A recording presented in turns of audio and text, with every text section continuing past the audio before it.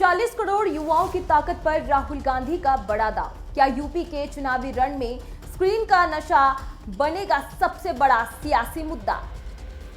1000 में से सिर्फ 12 को नौकरी देकर युवा वोटरों को साधने की कोशिश। क्या डिग्रियों का गुस्सा बदलेगा यूपी का चुनावी गणित? कागज बिक रहे हैं, सपने टूट रहे हैं। प्रयागराज से उठी पेपर लीक की गूंज से लखनऊ की सियासी गलियारों में मची हलचल। 2027 के वादों के बीच रेनकोट के लिए मची लूट। क्या बदहाली की यह वायरल तस्वीर बिगाड़ेगी विपक्ष का चुनावी गेम प्लान?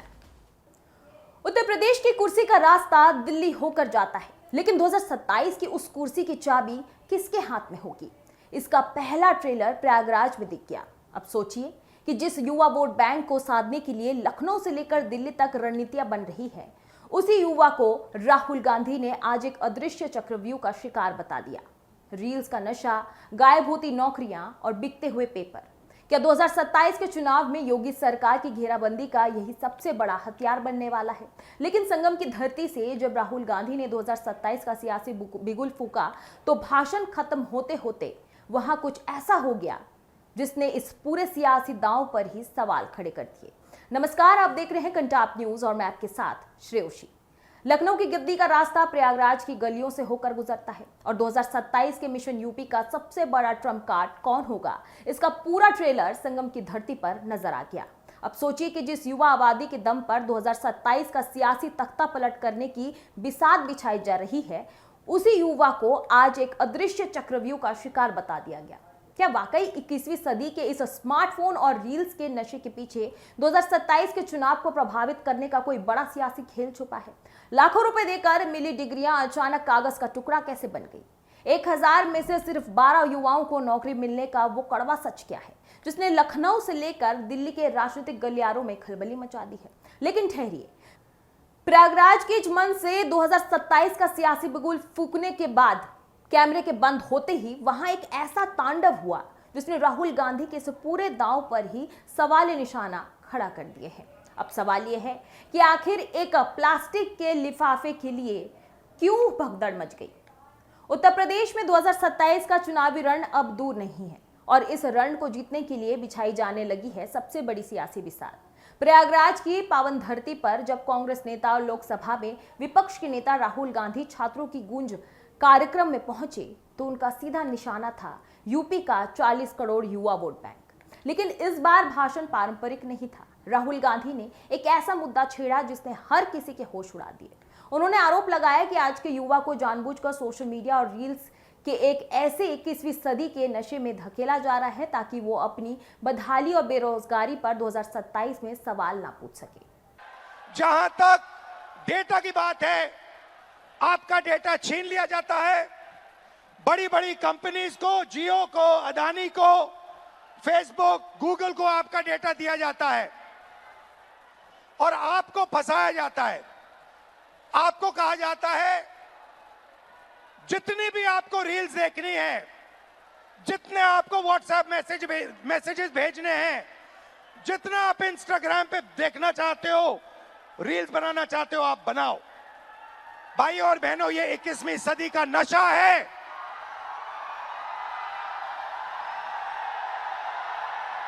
ये 21वीं सदी का नशा है।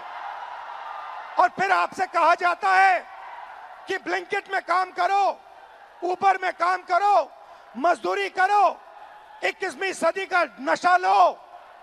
प्रयागराज की इस जनसभा को राहुल गांधी ने 2027 के चुनाव के लिए 3 शब्दों का नया फॉर्मूला दिया है: दर्द, डेटा और दौलत। राहुल गांधी ने दावा किया है कि आज के दौर में देश का सबसे बड़ा एसेट युवा और उसका डेटा है। इसी डेटा से दुनिया की बड़ी बड़ी एआई कंपनी खड़ी हो रही है। लेकिन भारत के युवा के हिस्से में क्या आ रहा है? राहुल ने आंकड़े रखते हुए कहा कि लाखों रुपए खर्च करके परिवार बच्चों को बीए, एमए और इंजीनियरिंग कराते हैं, लेकिन डिग्रियों की केंद्र खत्म हो चुकी है। आज का कड़वा सच ये है कि 1000 में से महज 12 युवाओं को प्राइवेट नौकरियां मिल पा रही हैं और बाकी 988 युवाओं को मजबूरी में ब्लिंकिट और उबर जैसे कंपनियों में 10-10 घंटे दिहाड़ी मजदूर करनी पड़ रही है। क्योंकि यह सर्टिफिकेट आपको रोजगार नहीं दे सकता है, चाहे आप कुछ भी करें। यह सर्टिफिकेट हिंदुस्तान में आपको रोजगार नहीं देता है। आंकड़ा मैं आपको देता हूं, 1000 युवाओं में से सिर्फ 12 युवाओं को परमानेंट नौकरी मिलती है। जहां तक डेटा की बात है, आपका डेटा छीन लिया जाता है। बड़ी बड़ी कंपनीज को, जियो को, अदानी को, फेसबुक, गूगल को आपका डेटा दिया जाता है और आपको फंसाया जाता है। आपको कहा जाता है जितनी भी आपको रील्स देखनी है, जितने आपको व्हाट्सएप मैसेजेस भेजने हैं, जितना आप इंस्टाग्राम पे देखना चाहते हो, रील्स बनाना चाहते हो, आप बनाओ। भाई और बहनों, ये 21वीं सदी का नशा है।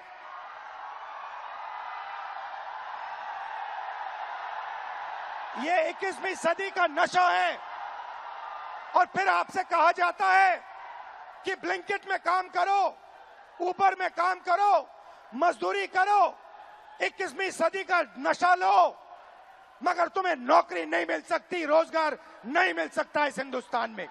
2027 के चुनाव में पेपर लीक का मुद्दा उत्तर प्रदेश की राजनीति का सबसे बड़ा नासुर बनने वाला है। प्रयागराज में जब एक छात्र ने मंच पर आकर अपनी आपबीती सुनाई तो पूरा मंडल सन्न रह गया। छात्र ने रोते रोते बताया कि पढ़ाई का खर्च उठाने के लिए उसे ब्लिंकिट में डिलीवरी बॉय का काम किया, आर्मी की परीक्षा दी तो 1 नंबर से रह गए और जब दूसरी परीक्षाओं की तैयारी की तो पेपर लीक हो गया। राहुल गांधी ने सीधा हमला बोलते हुए कहा कि पैसे वाले लोग पर्चा खरीद लेते हैं और गरीब मेहनतगाश युवाओं का भविष्य बर्बाद हो जाता है।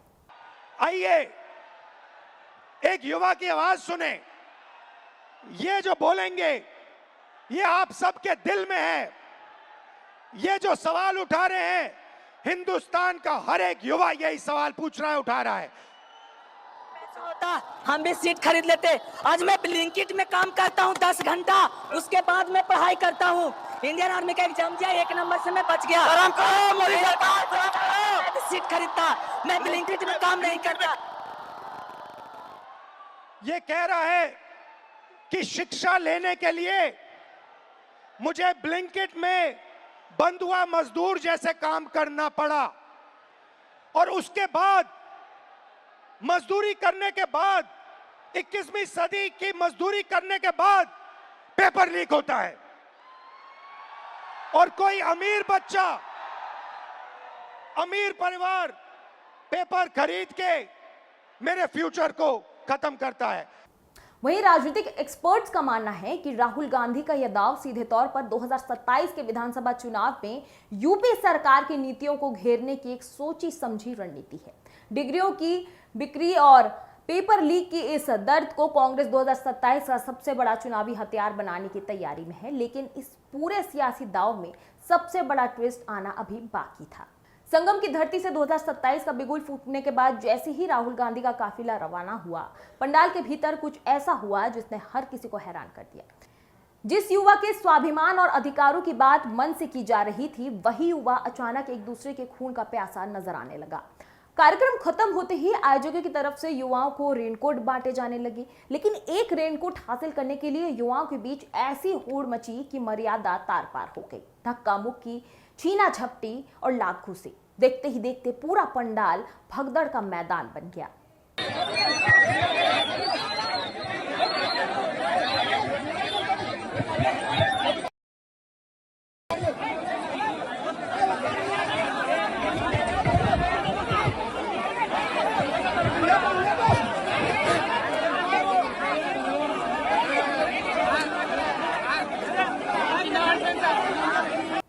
2027 के बड़े बड़े वादों और नीतियां सुनने आई भीड़ महज एक प्लास्टिक के रेनकोट के लिए आपस में ही भिड़ गई।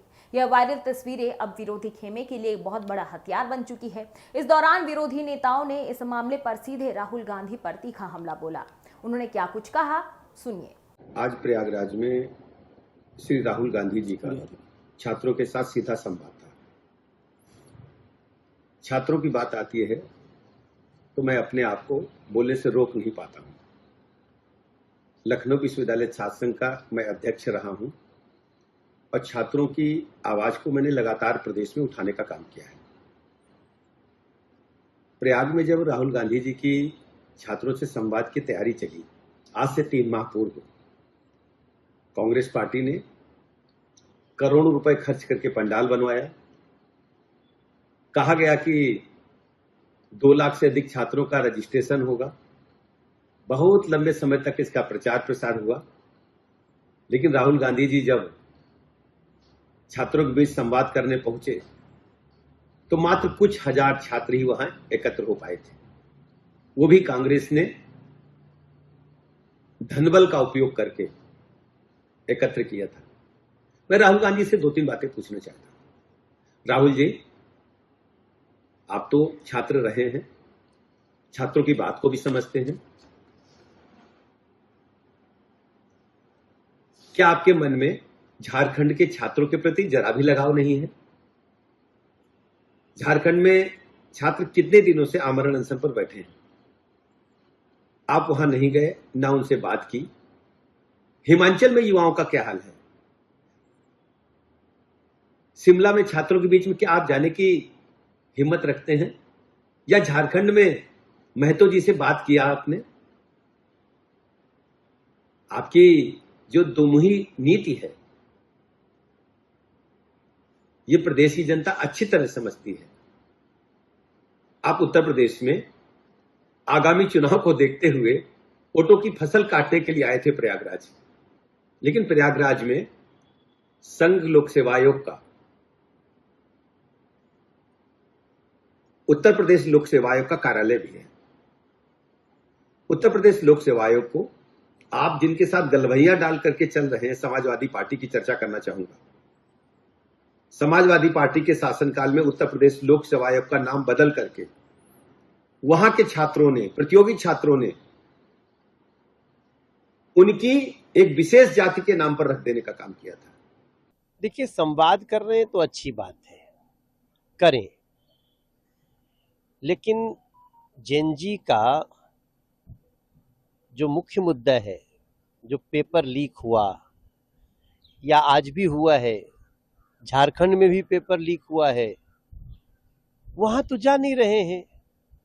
अब उत्तर प्रदेश में तो ऐसे ही न्याय हो रहा है।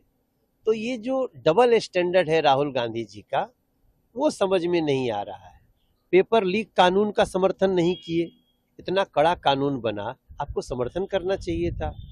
तो राहुल गांधी जी फ्रस्ट्रेशन के दौर में हैं, वो जेनजी को बदनाम करने में लगे हैं। मुझे नहीं लगता कि कोई भी सकारात्मक जेनजी, आरएसएस का ये लोग विरोध करते करते खत्म हो जाएंगे।